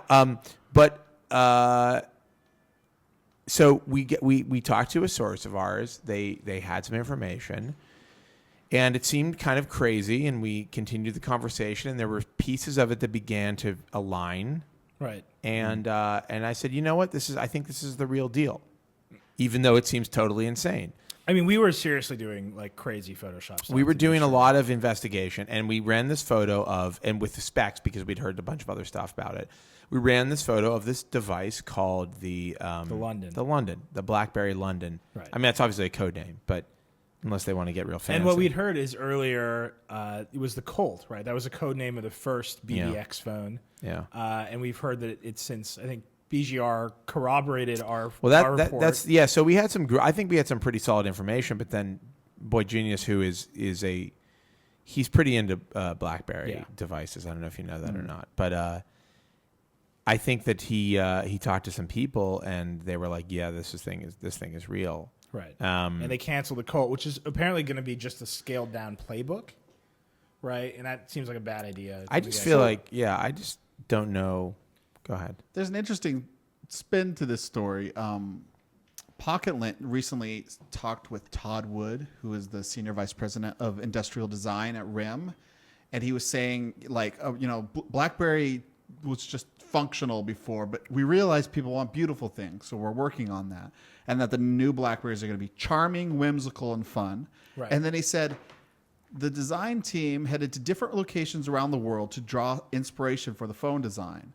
The 9900 was inspired by the Bellagio in Italy. What? Yeah, that doesn't make any sense. And the team went to Sweden for their latest workshop. I mean, London, this phone was inspired by London. Makes sense. That makes sense. It makes sense, but the 9900 looks like every other BlackBerry. I just blew your mind. Just confess. It's good. I hear what you're saying, and I like it, but... Thank you. Did you go crazy on the content here? I like having an intern. It's good. Patrick, good work. Thank you, sir. Yeah. Have you ever made one of these before? Didn't William make it? Who made this? You did? A lot of vodka in there. I don't know. It's cool. It's no problem. It's smooth. So the other thing is that this looks like this crazy Porsche phone. Yeah, no, but that's super weird. That's the weird thing. That was one of our big points of doubt was why would they design a phone that looks like a slate version of the Porsche phone? But at this point, maybe it's just like safety's off, right? Just do Fire at will. Yeah. Fire at will. Lock and load, rock and roll. I mean, at RIM, who knows at this point? Lazaridis is like in an opium den somewhere. I mean, that's what I imagine. Chaotic neutral. Yeah, chaotic neutral. RIM is chaotic. Thank you for bringing it. It's so good. Great. You brought it right back around. RIM is chaotic neutral right now. Maybe they're just going. Maybe the next one will look like some kind of weird, sword. With plus one perseverance. Yeah, exactly. Whatever stats. Could be a club. Could be a magic spell. Their next one might look like a magic spell. There's no telling. No telling. You have to LARP. You have to LARP to make calls. Yeah. What do you mean? Come on. Doing a mirroring destroys my battery. Get an error because they last forever. Like the one that you need to plug in right now? Well, I mean, I bet I haven't had it plugged in for ages. We should talk about specs mattering. We could talk about that. We should. You had quite an argument. No, I didn't have an argument. There's been a lot of talk this week about how specs don't matter, and I was thinking but remember how nobody wanted to buy a MacBook Air before the specs were better? Yeah. Specs do matter. The MacBook Air got better. That's demonstrable through specs. Right. The Core i7 is a better processor, right? You're into that? William's into that. No, but it's true. It's that stuff is valuable. It has its place, though. You have to know its place. But specs speak to experience. People were like, the experience is the only thing that matters. It's like, well, how do you get to experience? Right. I was very fired up about this because I think I agree. I think it's a pedantic viewpoint that somehow we can disregard the do you want to just get right into what happened? The materials that make something and assume that just because, it's like, hey, look at this beautiful house I built. And did you ever see a set? Do you think if you hugged John Gruber, you would both just explode? I like John. I love John Gruber. I think he's a really intelligent guy. But I don't think he's also. I don't think he initiated. I wasn't actually responding to him. Right. I don't think he initiated this. I think he was just kind of quoting other people who were talking about it. But not thinking about specs or thinking that they're important is like thinking that the Western towns that you see in Old West movies are not just the fronts of buildings held up by 2x4s. I mean, that's basically it. Because experience, what? I'm just trying to get there. It's the experience of an Old West town, but you can't go into the saloon because it doesn't exist. Right. Okay. You need to be able to go into the saloon and get a drink. And that, excuse me. And that is a Core i7 processor, is getting a drink at the saloon. It's at least the door functions. I mean. Right. Who's the sheriff? Why do we keep Professor Xavier. Why does that keep happening? The FCC. Space and time, everybody. Boom. No, and I think particularly that argument, and I agree, it was a multifaceted argument. But they're like, it mattered for Windows phones because everything was, or Windows computers because everything was the same. But it's like, have you seen Android? No, but how do you measure that? You can definitely measure the performance of Android devices. No, but that's exactly right. And you can definitely look at the screen and say, this is low resolution. People are somehow I think people are somehow using the Kindle as an example of look, specs don't matter. But guess what? The Kindle's performance blows. It's not that good. Well, isn't it? It's a 1.2 gigahertz dual core processor, right? Yeah, but I'm saying, it's low, but it's lower spec than a lot of other stuff. Sure, as is the Nook tablet, right? Which is why they're selling them for $250, right? No, I mean $200. But it's bad for a variety of reasons, and software I think is one of them. Right? Android has traditionally been kind of laggy and that way. And what's really helpful to software is when you have a really great hardware chassis to throw it onto. I mean, I'm just saying things are to say whenever there's a bold pronouncement about a thing that exists, a gasoline powered car is dead. That's the way I think of it. Is it dead or is it changing? Is it evolving? I mean, ultimately gasoline powered cars are going to be dead at some point. Specs don't matter, man. Well, I'm just, actually, cars is a good example of where specs, do matter. Right. No, I see what you're saying. The material, the raw potential of something is like it definitely affects the overall experience. Well, no, but more than that, I'm gonna. It speaks to. I got real knowledge here. The potential. Okay, I'm ready. Serious knowledge. Yeah, drop some knowledge. It's like you have an engine. No. And the engine has a certain number of horsepower. Yeah. And the car is a certain weight. And so depending on how it's like a ratio. If you have a really light car, you can get away with a smaller engine and get the same amount of speed. Yeah. But if you've got a really heavy car, to get the same amount of acceleration and speed. I see. So the weight of the car is the software. Yeah. Yeah. Yeah, I'm with you. I mean, I see what you're saying. I don't. It's a I'm on a tangent here, but I think we have been since we started. Tangential, yeah. But I think that I just think you can't. The specs are significant. They speak to experience and potential. To understand the potential of something, you have to understand the raw materials it's built from, and I think that. Some of those, some are face value understandable and some are hidden. That's software in a lot of ways is hidden potential. But here's a perfect example. Hardware acceleration, the software wasn't taking advantage of it right away, but you turn on development mode and now Twitter's faster. That's right. It's because the hardware was there. That's right. Because it had the possibility of hardware acceleration, which you would want to know as a developer and as a user if that was going to be possible. But it's not just that. It's not just the possibility. Some things are just better than others. It's not up for debate. More RAM is better than less RAM. Apple's better than Google. Apple rules and everybody else drools. I mean, that's just a fact. My God. All right, let's get back onto our list. Do you guys want to talk about a thermostat? By the way, can I just say I know these people are in the minority, but there are people who are like, come on, 6-hour Vergecast. Like, really? What would we be like at our 6th hour? Awesome. That's what we'd be like. Awesome. CS is coming, man. It's happened before. That's true. But this year it's like one of those music festivals where people are being carried away on stretchers because of dehydration. Yeah, or like a snake handling, like biblical, like church. There's like churches where you can handle snakes and drink strychnine and stuff and get all messed up for 6 hours. Well, I assume it goes on for quite a while. I would imagine. You're not just gonna go there. That's like a whole day event. I think. Snake handling day. Maybe that's not a good analogy. No. Snake day at the local church. It's like Occupy Wall Street. Sirens are coming back. Yeah. Let's occupy thermostats. Can't wait. Let's talk about the Nest. Let's talk about a Nest. Nest. I think the Nest is a very interesting product. I mean, I realize it's a thermostat, and the fact that it's a thermostat. Nest doesn't stand for anything, does it? No. It'd be cool if it was like energy style technician. Neuro energy saving thermostat. Yeah. It's right there. What is the? We have to change the N. We have to change the N. Yeah. Neli's energy saving thermostat. Energy saving thermostat is good, so you just need a good N. So, what would it be? Natural. No. Naughty. New energy saving thermostat.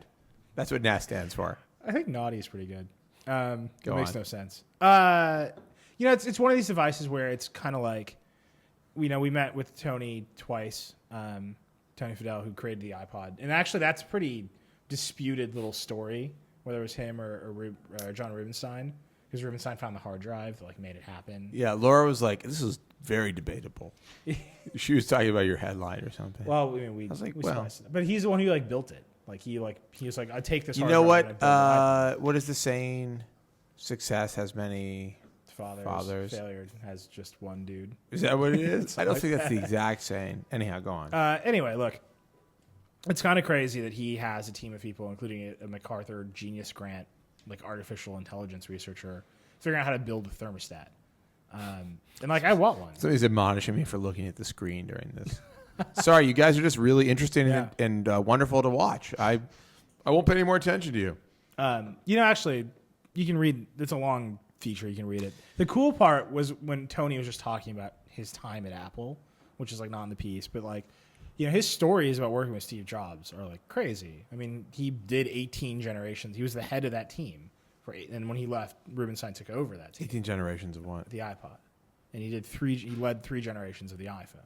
So he has all these crazy stories, and his story about when they first presented the iPod to Steve, it's there's that famous story. It's let's make sure we have 3, and then we show him the one we like the best, and he'll pick that.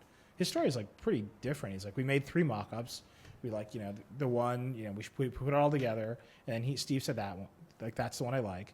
And then Phil Schiller looked at me and goes, well, we have some, he asked Steve, like, can I show it to him? And he came back with the scroll wheel and said, we want to control it with the scroll wheel. And that's like kind of insane to think about that meeting. And he's like, and we were trying to recruit people from across Apple. And like I had problems recruiting the guys from the server team who made the Xserves. Yeah. Because they thought the Xserve was going to be more successful than the iPod. I'm surprised it wasn't. I mean, it was just cool to hang out with him. He's a kind of a crazy dude. And he is like seriously trying to build a thermostat. No, I think it's great. And it's like a wild product. Innovation starts at home. Does it? I just made that up. That doesn't make any sense. Not at all. But now it does, thanks to the Nest. But you're the only person I know with a thermostat. Are you gonna get one? So I actually have 3 thermostats in my house. So they all connect and talk to each other over Wi-Fi. That's what I need. So I have on each floor of my house, I have a separate thermostat, and that's not like an opulent by choice situation. That just is how the house came. Yeah. It's from 1890 something, and right. I don't think they didn't have the tools to make it happen. I would love to have something a little bit more intelligent. Let's hook these up in my house. Why aren't we doing this? Because they're actually out. If you have 3 thermostats, do they talk to each other to see which one is like doing the best job? Like, no, I would imagine they try to like regulate. I should really amp it up downstairs, but I don't need to worry. But I would think like you reheat the bottom floor. Okay. Can I just tell you the answer? Yeah. So it knows your schedule. So it has all these motion detectors. So this thermostat has 2 motion detectors. One's far range, one's close range, and all 3 of them talk, and they construct a schedule of where you are in the house. So it knows that like you wake up in the morning, you're upstairs. It knows like over a length of time. Yeah. So after a week, they all program each other. And so what if you have a really erratic schedule? This is actually what Becky said to me. She's like, this would totally not work for you. Right. Like, it would, like, blow up. Right. Because it would not know. Like, I don't know. He's getting up at 4. He's going to bed at 4. Right. I can't figure it out. That's like pretty accurate. So the Nest is an old woman. Yeah.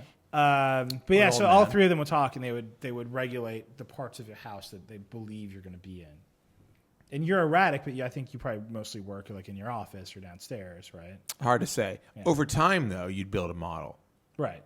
And it would like that's the idea. And then you could use that information when Skynet becomes self-aware. You could use the information of what room you're in to send a Terminator to kill you. Right.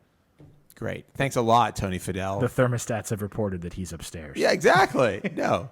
Way to go, Fidel. Yeah. Way to kill everybody on the planet with your stupid thermostat. But it's interesting. No, okay. It is actually. I played with it a little bit. Totally it's very sold cool. out. But it's a click wheel. Just to be clear, he gets real mad when you point out that he made another wheel that like has a. Well, he did. What is the obsession with a wheel? Like a wheel, such a great like a rotary phone was such a great idea. It's funny because he. Oh yeah, 9. He showed me the keyboard. It's a little bit more intelligent. He's like, this was the first design for the iPhone keyboard when we were just going to extend the iPod, and it was a wheel. Yeah, and he's like, well, you spin it and you select a letter. There were a lot of mock-ups of that in the run-up. Yeah. Also, I think the hilarious Onion piece about the i wheel or whatever it's called. Yeah, the MacBook like wheel. Where all your typing was with that. Like people were like rioting in the streets because they were so happy that they could spell everything out with a rotary dial. I mean, it makes sense for a thermostat because you're adjusting it. Kind of. Yeah. But I actually feel like this would make more sense. That's like the old style thermostat. Yeah, that makes a lot more sense to me. Yeah, multi-touching, you could like pinch to select a range of temperatures that you're comfortable with. What about up and down? Since it's like low, that's colder, hotter, with like a little bit of like an actual scrolling, like an actual thermometer, huh? I gotta get you on the phone. And coast to a stop. I like how someone's like, it should run WebOS. What is everywhere I go, everything I do, there's WebOS people cropping up. Like, do you think the end is? Do you think WebOS is dead, or like just like this would be great if it ran WebOS as an example here? Mm. Listen, I got to tell you guys something. And as I'm speaking as a person who really loved WebOS, I don't know if it's going to happen. If you say something's dead, it's just more alive than ever. I'm not saying it's dead. I didn't say it's dead. I just don't know if it's going to be the way we wanted it to be with WebOS. I think it's going to be on a copier. Yeah. At Kinko's. That's $3 a copy. It's 1 week down for Meg Whitman, by the way. It's 2 weeks left. She said 3 to 4 weeks. Are we talking about this HP stuff? We already talked about this. I'm just saying. Meg Whitman is my favorite. Time's going on. By the way, one cool thing HP did this week. They put out the new. I'm looking at the screen again. They put out the new Envies. and actually they look exactly like MacBook Pros. Hey, to quote Gruber, they got the name right. But you know what they do have, which is awesome. Yeah, by the way, one of his best burns. I have to say, good. Gruber has he's sometimes great, sometimes not, but that it's good. Was one of his better burns. But you know what they have that's awesome. We should get him on the podcast. Yeah. If you do it. Just talk about baseball. Talk to him about it. I can't stop looking at you guys. Can I just say what Go they ahead. have? It's cool. I'm gonna watch the Ustream. They have they're Beats branded, so it's silly, but they have a huge volume dial on the side. Do you have a picture of that? It's awesome. Is it a wheel? Yeah. It's a wheel. Who won't the Beats associate with? Who won't Jimmy Iovine? Who won't he associate with? Yeah. Did you want to take a picture of this? No thing? one. I don't think there's anyone he won't. Doesn't everybody have a Beats brand of their product? Yeah. Remember how HTC was like, we're investing $300 million in Beats? It's like, you didn't have to. Right. They wouldn't partner with you anyhow. It turns out they don't really care. Where's this thing? This dial. Isn't that awesome? That's pretty hot. I mean, where is this? Super. I don't see anything. That's really nice. I can drop this in the Ustream. I mean, it's cool. I really would love some more analog controls. I got nothing here. Here, try that. On devices. I'll say this about Beats. Yeah. First off, it's a monster. It's a monster company. No. Monster just makes the headphones. Beats it's just Jimmy and Dr. Dre. Well, how does Monster play into that? They make the headphones. You mean they make the Beats headphones? Yeah. So they make all the Beats products. No, but not the like laptop isn't Beats. It's not Monster. What is it? It's just Beats. That's just branding. Yeah, and it's not a real thing. Secret sauce. Yeah, There's no secret sauce. That's BS. That's what they. That's marketing. That's what they like say. Have. It's like have you heard Dolby? Dolby's like they turn the treble down. Dre that's Dolby. Sat down with the Envy. And it's like, you know what? I don't think it sounds good. I'm serious. You know what I'm talking about, right? Dolby is like not a thing. It's just Dolby noise reduction. Yeah, Dolby noise reduction is we rolled off the high end and you can't hear the hiss, and now we've reduced the noise. Like this is Beats is the same thing. They're like, it's like check out the extra bass. They literally like turned up the bass is what's happening with Beats. Beats is a scam, just like Monster is a scam. It's a good thing they found each other. No offense to Dr. Dre and Jimmy Iovine, who I love deeply, but it is full on scam city USA. Cool volume dial though. That's all. Yeah, the volume dial is great. That's kind of awesome. I'm sorry, but what's crazy about the scam is that it's working. It's working like mad. It is working. The only other headphones I see on the street are Beats. I told you my theory. Yeah. All these people are wandering around with Beat headphones. Pretending to listen to music. Because their batteries are dead. Because that thing eats AAAs. Beats customer 001, Paul Miller. Look, here's the deal. The only way to really listen to music is to get a set of really high-end studio monitors. Might be AA's, actually. Run a ton of tests on your listening space to get the optimum listening experience. Get Dre in there to get his opinion. Get Dre in to judge whether or not it's Beats worthy. No, but seriously, here's the thing. So audio, being like an audio snob is really funny, right? People think there's this. I mean, people listen to the worst sounding. Oh no, go ahead. What were you gonna whisper at me? What's happening? We're on. Josh, what is it? It's true. People have you agree. Terrible taste in bit rates. This is the weirdest thing we've ever done. It's totally fine. Everyone, okay, it's totally fine. Just be cool. Just play it cool. Anyhow, the point is, audio snobbery is really dead. I mean, this is a very select group of people, but Beats has brought audio snobbery to the masses, except there's not a really. It's like Monster. It's like, hey, you got to buy this $500 HDMI cable because your signal won't be as pure. They sold the image of audio snobbery without the audio snobbery. They got Iovine in there, and all of a sudden you're like, man, I got to get the red cord headphones. Because here's the thing about true audiophiles. They believe anything. They are not listening to Dr. Dre songs. I'm sorry. Who? They are listening to Enya. Who? Yeah. Like real. Who's listening to Enya? Audiophiles. Real audiophiles. No, they're not listening. Have the worst taste in music. No, they're listening to. They've got. No, they're listening to prog rock. Nora Jones. They're listening to classical music. They're listening to highly complex styles of music. Right, because they want to hear all the instruments. And a lot of Enya. Yeah, Enya's, like a lot of Enya's really, highly complex. Really new age. Yeah, they listen to Yanni. I definitely once had a guy. Yanni's pretty good, though, admittedly. Try to sell me a $15,000 pair of speakers at an audiophile shop, and he sat me down. He's like, "Wait till you see this; it's going to blow you away." And he just played a clip of action sequences from The Fifth Element. Hey, remember? It was like I don't remember Super Audio CDs. Oh yeah, they're amazing. Whatever happened to them? I'll tell you, I had an SACD player. I had an experience. I had an experience with an SACD player, which is I was working on a record with somebody. We went to master it, and they had a SACD setup, like with the full 5.1 or whatever, and it was we listened to Beck. Yeah, the C change, dude.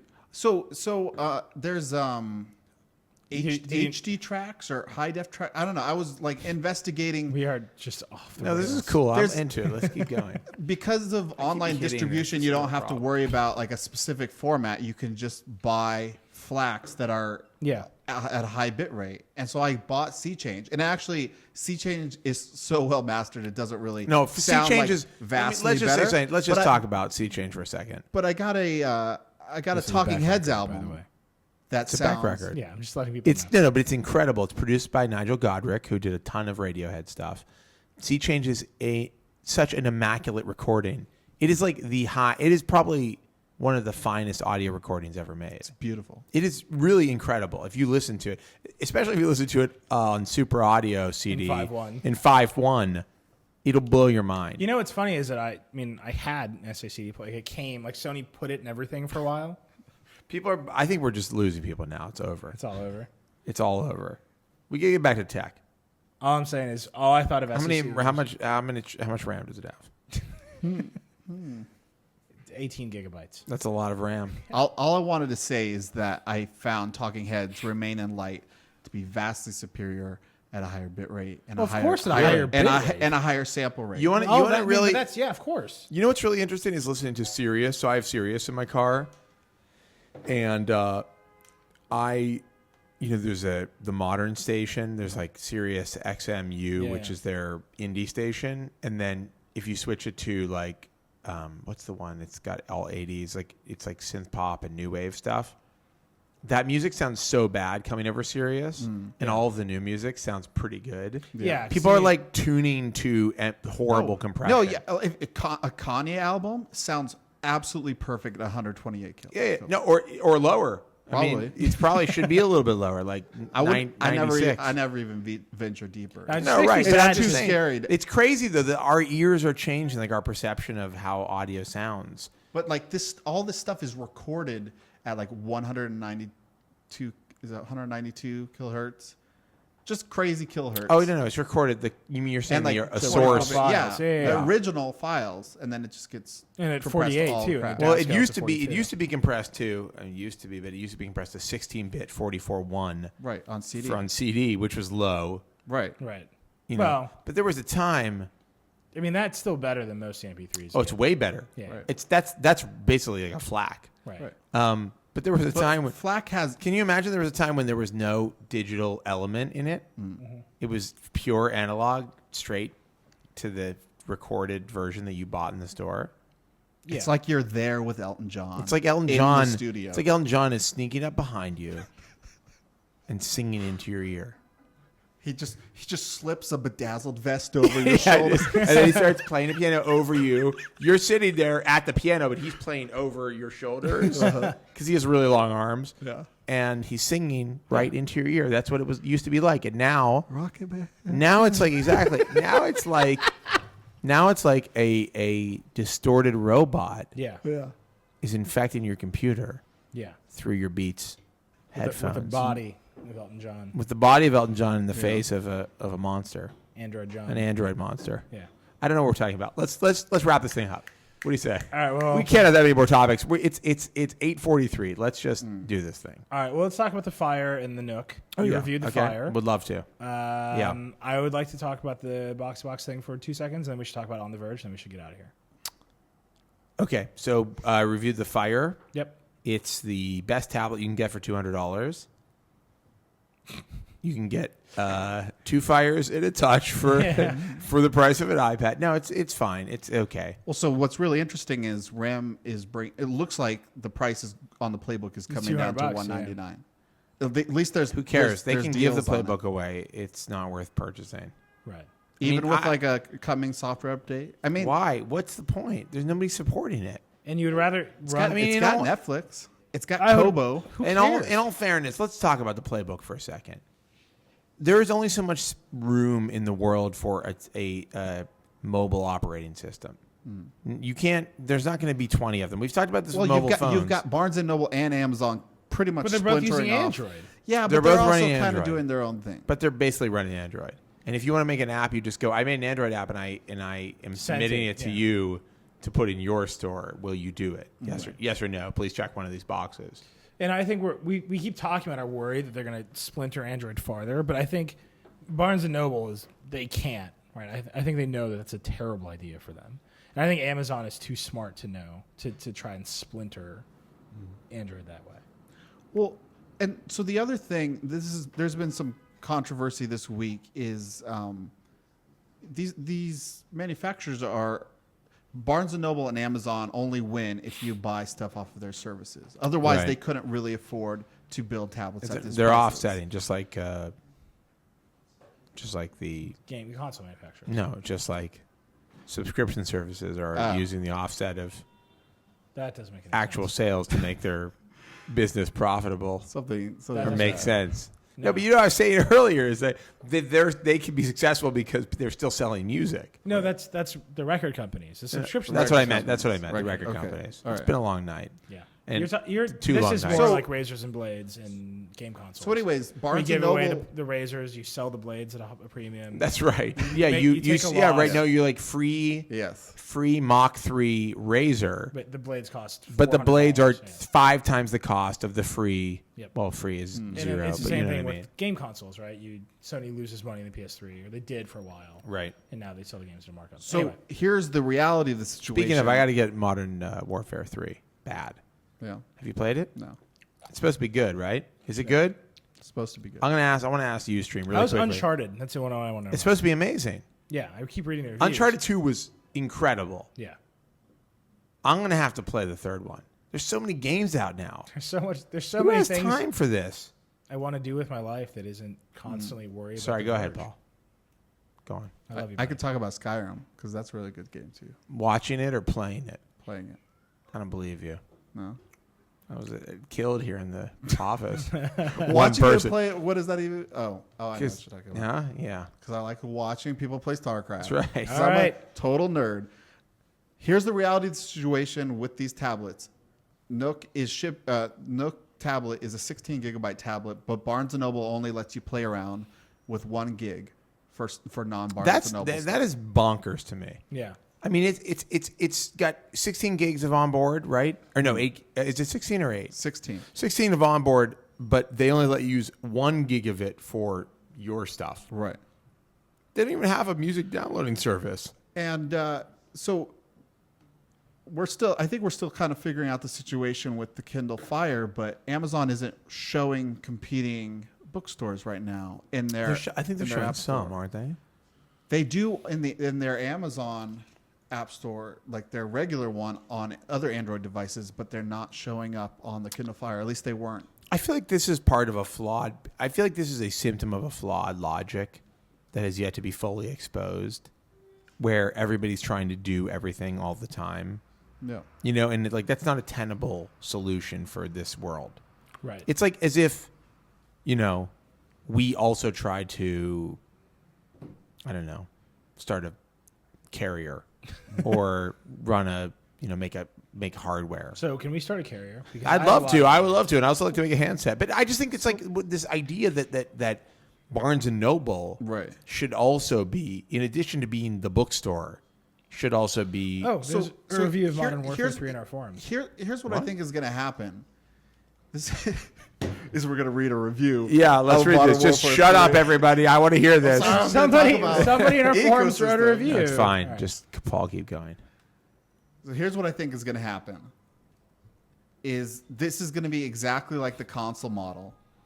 And what you're going to end up having is hey, I know a guy who can unlock a Kindle for you. It's like with the Xboxes where you could have, if your cousin could like load Xbox Media Center and have all the cracked games on there. I don't think like. I think this is going to be pretty rampant hacking for these devices, and it's going to be. I did when we did on the Verge. I talked to T-Rave.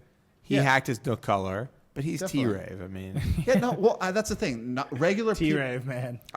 Regular. Oh, by the way, don't hack their tablets or phones. No, you say that, but on the rise. No, you say that, but I told you that Laura's stepmother asked her about jailbreaking. Yeah, it's true, and I think it's going to become more pervasive, like with the console scene. Hacking is mainstream. Where you have a completely locked down device, and these aren't completely locked down, but you have a lockdown device that's being sold at a subsidy, and then people want to do more with it, and they turn to hacking. And it's a huge, Sony waged a very public battle over this with the PS3. And lost.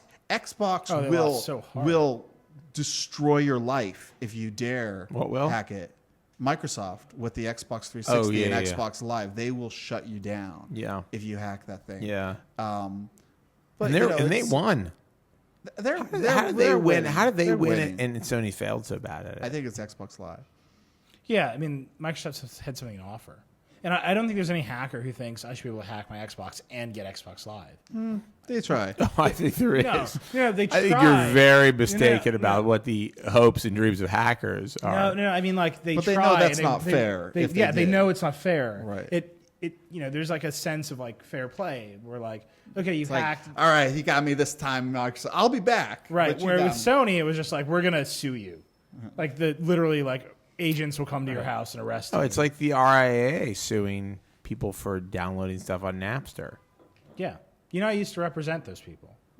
And they were. Is this a conflict of interest for you to talk about? No, I used to represent the people who got sued.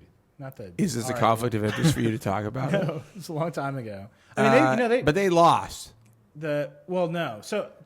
Well, hold on. The RIAA lost. They lost in the court of like public opinion, and then they also lost. But they won financially. They won all of those cases. That was a business for the RIAA. Those cases aren't. They're not like they're not going to get a bunch of music. They're not going to get a bunch of money back. No, but that was a business they ran. The RIAA ran its litigation for downloading as a business. I can hear you can hear the true I was so bone to pick attitude here. This is not just a random guy. Can I just say, I mean, look, these were like my clients when I graduated from law school, right? And they were college kids. And now they're in jail. They were college kids, and like I had clients who would get sued for downloading, and they would have to quit school, like take a second job to pay their music downloading. What is that? Occupy, man. I've never heard that. To me. I've never heard that kind of siren before. Music is coming for you, man. I can't. I have to get back to Brooklyn. There's must-see TV is on tonight. Right. This is not going to fly. No, it's over, man. Occupy. You know what I need? A helicopter. Vergecopter. What is that? It's Bloomberg. They're blocking helicopter airspace over the Occupy Wall Street stuff. Is that going to impact my helicopter trip back to Brooklyn? Yeah, that's what I'm saying. No, but seriously, what is that sound? Am I crazy, guys? Is that a weird siren sound? Yeah, it's a sub. Did you say that's a sub? Like a submarine?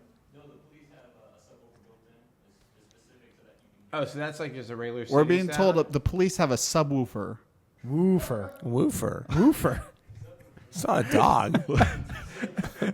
They have a huge Marmaduke-style dog that's used to clear traffic.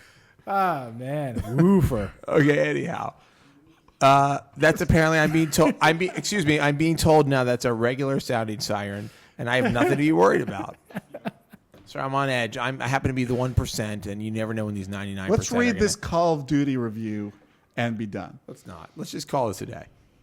We've lost, by the way, I think we've lost like real time, like hundreds and hundreds of real time listeners during this podcast. I don't know where this review is, by the way. We have one that's called Modern Warfare 3 multiplayer review. Is that you, my man, in there? No. Somebody There's said a topic about what race are you going to play in Skyrim. What are the options? I chose the kitty cat. That's a race? You can be like an orc. You can be a dark elf. You can be a nice elf. You can be a human. It's chaotic neutral an option. Can I play as Mike Lazaridis? Yes. You could probably do a pretty good Mike Lazaridis. There's facial. So I understand you can options. customize big time. Can I just say this review? It has a score. They made a score module. Everybody should see this. This is from. I'd like to see it. From Chow in our forums. It's really well done. Where bottom is it? line. Let me just read the bottom line. Where is it? I didn't give you the link. Can you drop it into the chat room? I'll do it. It's happening. Oh, I'm not logged in. Whoa. Oh, look at that. What the hell? Man, our readers are insane. See that? They're That's awesome. I mean, in a good way. No, URL removed, buddy. There you go. Nice going. Wait, URL not removed. Somebody's laughing hysterically and yelling fail at you. Small victory, buddy. I'm just going to read the conclusion. Modern Warfare 3 multiplayer. Oh, look at this. Look, the main question from Chow, the main question I have about the Call of Duty series right now is this. How long can they keep making Call of Duty games that are unexciting, have very few innovations? That's rough. That's a rough way to begin. I don't know. I played the last Modern Warfare, and it was like playing a movie. Yeah. It was so thrilling. Let me tell you something. Let me just give you I want to give you a little window into my life. Trent should play like that. Let me just read the wrap up. Like a the last rumbling line. snare So that's the drum. first line of his wrap up. The last line. If you're a Call of Duty fan, you'll pick this game up. But the reason you will buy Modern Warfare 3 is not because it's better than the old one. It's because all of your friends are playing it. I don't know. That's harsh. That is a harsh I disagree with that. All right, Chow. Let me just hold on. Yeah. I just want to say, I played the last Call of Duty game, Yeah. and Laura watched. And She Paul Millered it. yeah, no, but you know what? Black Ops? It was awesome for everybody in the room, including Penny, our dog. No, but it's what's the one where you basically are a horrible terrorist where you kill civilians? That's Warfare 3, yeah. Yeah. No. Two. That's Warfare 2. It's Yeah. 2? Yeah. I'm sorry. Yeah, Where you it's 2. kill everybody in Right? the airport? No? Okay. That I was going to say that movie. That game is like a movie. Yeah. It's like playing a movie. Like A really good. We were talking about this the other day, where it's like just a passable Vin Diesel action movie. Yeah. Not like Citizen Kane. Right. It's like it could almost be good enough to be a movie. That's like Uncharted. Right. 2. It's like it Right. could almost be good enough to be a decent action movie, but not like it's not Like all the characters are flat. It's not art. right. Right. It's a 2 stars from Ebert out of 4. Maybe 2.5. You know, movie reviews are just about the experience. They never, ever rate anything on a scale. Was that on purpose? Yes. Don't worry, the mic's fine. Yeah. No, our 4. I didn't hit the Galaxy Nexus, did I? Ooh. Are people freaking out about that? Can we talk about one more thing? Be cool. It's fine, we can talk everybody. about our show, and then we can go. You have no idea how resilient these. I really freaked Paul out. Did I upset you? Paul's on Yeah, happy. I thought you dropped the mic. I dropped it on purpose. Like this is over. Yeah. Can I say that I'm excited You about the gotta Boxy Box thing? And then can we go? You gotta get Chris Farley to run back across Chris the Farley. stage and pick up your mic for you. Oh. I don't know what you mean. I get it. All right, let's go. Let's wrap it up. All right. So last piece of news. Boxy announced a live TV adapter for the Boxy Box. The only reason I'm excited about this is because they're the first company to actually be cut the cord. You can get live TV and streaming media, and you don't need it. I mean, it's like they're the only But ones. is it really going to be effective? They're the only ones who are even trying. Well, nobody else is trying. I think the idea that Apple will build a TV that streams everything over the internet is a fallacy. I think that's a bad idea. It's a beautiful dream. It's a dream, but it's not. There's no way to do it that makes sense. For Boxy to be you can plug in this antenna or plug in basic cable and get all the network shows, because most of the shows you want to watch are on networks, and you can get all the streaming stuff. I don't know about that. Most of the shows you want to watch are not on networks. There's little. Who choice is the ones. you in this scenario? Is that everybody? Most people it's 8 out of the top 10 shows. Two and a half men. 2.5 Men. Yeah. Sure, of course. I mean, Big who's not Bang watching Theory. that? I'm a big Bang fan of Theory. happy endings. You been watching this? Are you kidding me? Becky got me into it. I like Really? What is happy ending? That's like saying you're really into what's that show with Courtney Cox? Cougar Town? No, Yeah. no. Basically. I hate Cougar Town. I mean, Happy Endings is like ABC's version of Cougar Town. Is Cougar Town on ABC? Yes, Then it's the same exact show. I disagree with you. Basically the same show. But I will say Becky deeply loves Friends, so I think that Friends is pretty bad, but you know what? Hasn't been on air for a while. But compared No, to it's back. So here's compared the to thing. Happy Endings, from what I've seen, So here's the thing about it Friends. is like Citizen Kane. Well, it is I think it's the prototype for every sitcom in the world at this point. So Nick at Night is rerunning Friends, which means I watch Friends like 3 times a day now because she's always watching Friends in HD. That's all that's on television. When I grew up, Nick at Night was showing the I Love Lucy. Yeah, and the Bewitched, and what was the one with the Leave It to Beaver. Dude, Friends is I Love Lucy for an entire generation. What? Go ahead. With the shoe phone. Get Smart. Get Smart, the best show ever on television. It explains a lot about your personality. That you think Get Smart is the best show ever on television. But you know what's crazy about these HD reruns on Nick at Night is that they actually went back to the master film and telecined them into real HD, which is astonishing. Have you seen Seinfeld in HD? Yeah, it's awesome. It's insane. What's going on with that? It's so great. And what is the deal with Seinfeld in HD? And it's so funny because at the beginning of like the HD era, it was so bad. I'm trying to just get through it, man. Oh wow. Are we done?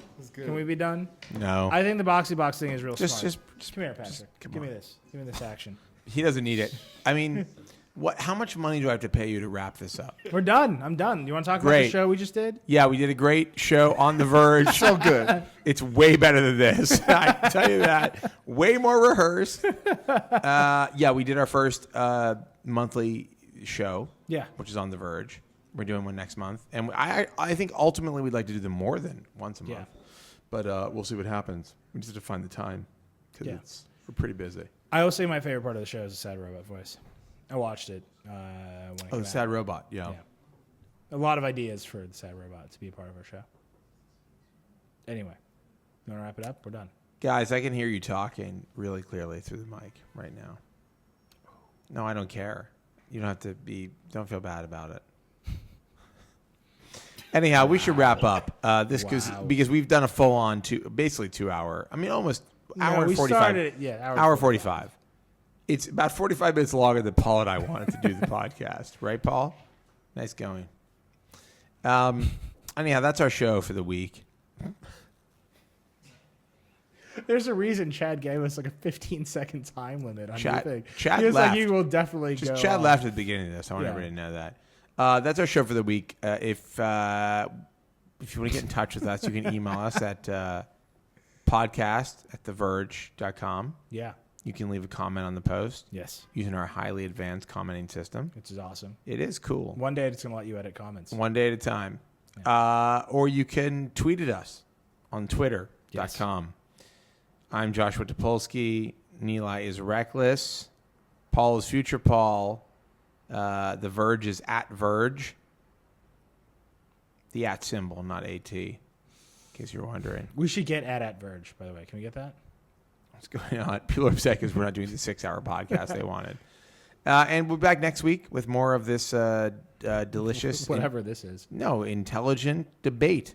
It was. About the future. About the future, about the present. About the past. It's about where we were, where we are, and where we're going. About X-Men. X-Men, the economics, the 1%, the 99%.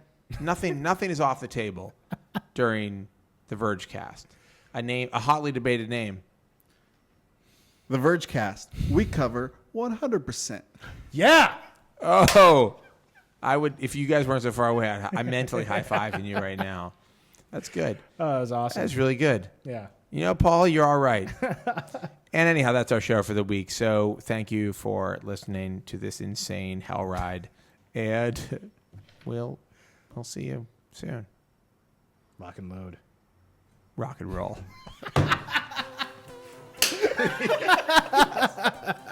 That's great. Good. Just end this. End it now.